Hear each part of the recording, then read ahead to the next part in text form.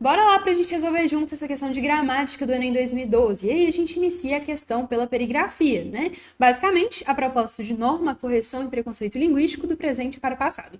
Então, é um texto que vai falar sobre preconceito linguístico, como analisá-lo, a gente já sabe do que se trata. Vamos para o texto. A substituição do haver por ter em construções existenciais no português do Brasil corresponde a um dos processos mais característicos da história da língua portuguesa, paralelo ao que já ocorrera em relação à ampliação do domínio de ter na área semântica de posse no final da fase arcaica. Matos e Silva analisa as vitórias de ter sobre haver e discute a emergência do ter existencial, tomando por base a obra pedagógica de João de Barros. Em textos escritos, nos anos 40 e 50 do século XVI, encontram-se evidências, embora raras, tanto de ter existencial, não mencionado pelos clássicos estudos de sintaxe histórica, quanto de haver como verbo existencial com concordância, lembrado por Ivo Castro e anotado como novidade no século XVIII por Said Ali. Como se vê, nada é categórico, e um purismo estreito só revela um conhecimento deficiente da língua.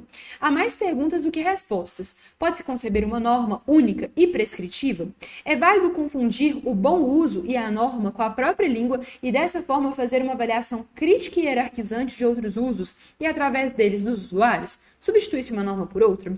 Então, basicamente, gente, esse texto ele tá falando do ter existencial, né? Aquela coisa que, por exemplo, tem uma sacola em cima da mesa. Então, eu vou dizer que tem uma coisa em cima da mesa, né? Nesse caso, seria inadequado de acordo com a norma culta. No entanto, a gente já encontra registros históricos disso. Vamos lá para a questão.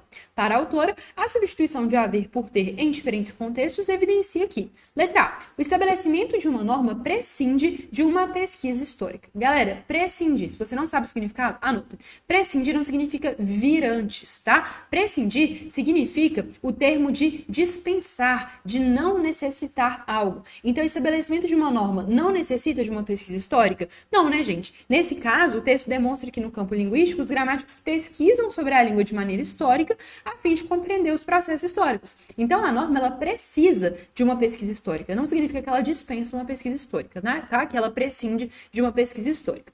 Letra B. Os estudos clássicos de sintaxe histórica enfatizam a variação e a mudança na língua. Galera, pelo contrário, os estudos clássicos de sintaxe histórica, eles não enfatizam a variação e a mudança na língua. Estudo clássico de sintaxe, gente, é aquele estudo que é simplesmente trazer a norma. Então, muitas vezes, eles não vão avaliar essas alterações linguísticas sofridas. Então, a letra B está errada, tá? Letra C. A variação crítica e hierarquizante dos usos da língua fundamenta a definição de norma. Aqui, nesse caso, a gente tem que tomar um cuidado, porque esse é um distrator de inadequação ao comando. O texto, ele mostra como a norma, muitas vezes, é hierarquizante. Só que aqui, a questão quer saber não como a língua, né, a norma é criada, e sim como que a substituição do haver por ter vai evidenciar os processos linguísticos. Então aqui, muito cuidado, gente, porque apesar de a alternativa C ter relação com o texto, ela não responde o que está sendo perguntado, tá? O que está sendo perguntado é como que a substituição do haver por ter vai trazer pra gente uma noção a respeito das mudanças linguísticas. Letra D. A adoção de uma única norma revela uma atitude adequada para os estudos linguísticos, muito errado, né? O texto está falando exatamente o contrário, que é necessário se pensar, né, nas normas linguísticas de modo mais aprofundado e mais abrangente. E a letra E. Os comportamentos puristas são prejudiciais à compreensão da Constituição linguística. E aqui a gente tem um gabarito, né? É exatamente isso que a autora está afirmando, que é importante que se entenda a língua e não somente que se seja purista com a língua, né? Ou seja, que se tenha uma dimensão da língua que seja uma dimensão classificada previamente, que vai dividir certo e errado e assim por diante. Essa é uma questão de nível médio, espero que vocês tenham entendido aí a resolução. Um beijo e até a próxima. Tchau, tchau!